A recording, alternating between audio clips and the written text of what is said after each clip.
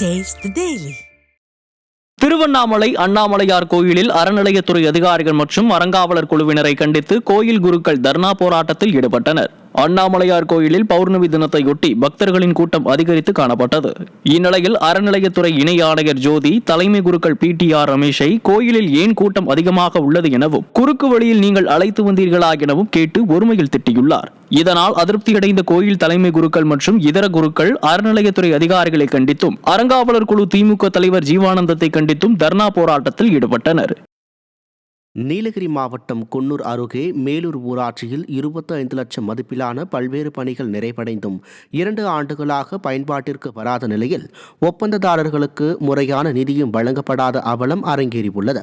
மேலூர் ஊராட்சி ஒன்றியத்திற்கு உட்பட்ட தூதூர் மட்டம், மகாலிங்கம் காலனி உள்ளிட்ட பகுதிகளில் ஊராட்சி ஒன்றியம் மற்றும் ஊராட்சி சார்பில் 6,87,000 ரூபாய் ஒதுக்கீட்டில் கழிவறைகள் உள்ளிட்ட பல்வேறு திட்டப்பணிகள் அமைக்கப்பட்ட 2 ஆண்டுகளாகியும் மக்கள் பயன்பாட்டுக்கு கொண்டு வரப்படவில்லை.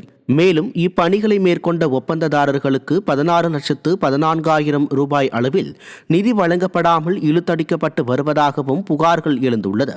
திமுக அரசின் இதுபோன்ற முறையற்ற செயல்களால் அரசு பணிகளை மேற்கொள்ளும் ஒப்பந்ததாரர்கள் கடும் அதிருப்தியில் உள்ளதாக கூறப்படுகிறது.